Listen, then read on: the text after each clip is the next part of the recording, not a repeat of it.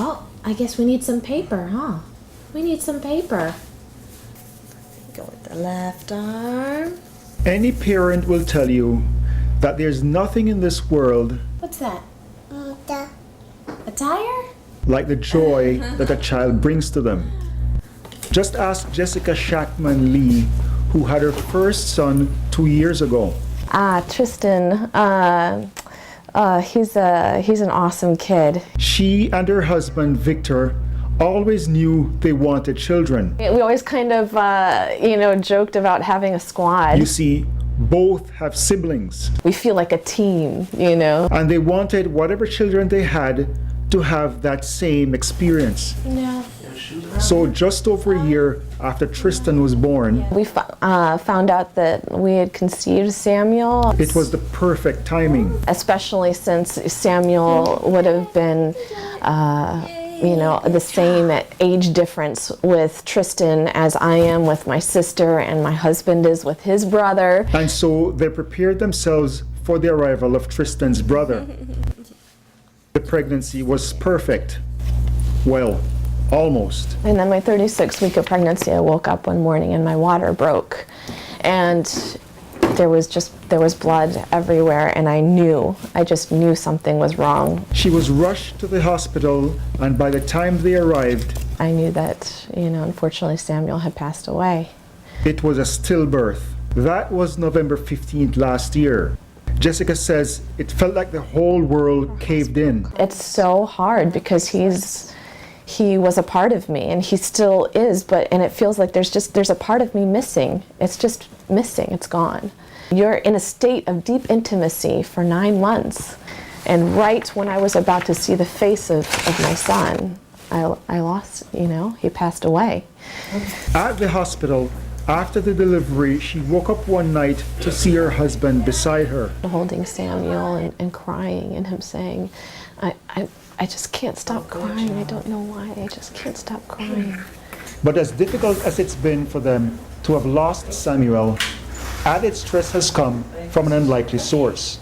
Surprisingly, the reaction of other people around us. She says that she was quite taken aback by what some people had to say. Some people have good intentions, but you actually, I've experienced a lot of judgment. The attitude, she says, is that she's expected to just get over it. And to just move on, Well, it's okay, you'll have more, Even keeping Samuel's picture has been questioned. Some people have, mentioned, oh, well, isn't that weird, putting a picture of a dead baby? Mary Pat Hebert is a bereavement counselor in the maternal child unit at St. Mary's Hospital. She's not surprised at all by this kind of reaction from some people. She explains that this kind of grief is often avoided. It's a grief that is shoved under the table. Jessica finds it really difficult to deal with this. It feels horrible because it feels like there's a part of me, one of my sons, who I'm not allowed to talk about. Cindy Morneau, another bereavement counselor at St. Mary's Hospital, explains that some people just don't know what to say. In trying to help, some may say the wrong thing. So they'll say things like, don't worry, you can have another one, or, this baby, maybe it's all for the best because maybe something was going to be wrong.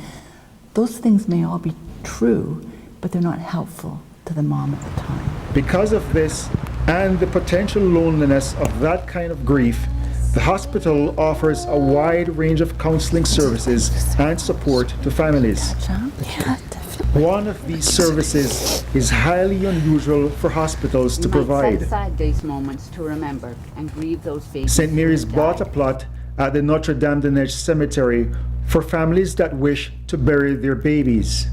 For many people, if they want to have their baby buried, the cost is very prohibitive. Up to $5,000, which includes the purchasing of a plot. In some small measure, The entire cost is covered by the hospital, though, for those who want a burial at that plot. There's just one catch. It's a common grave, and so there's no names on the gravestone. No matter, Jessica had Samuel buried there. On May 26, She was there with Victor for the annual service that the hospital has for the families. This service is his acknowledgement that he lived. We can go visit him now. And even though Tristan is alone for now, they have every intention to continue with their quest for a squad of children. Phil Carpenter, The Gazette.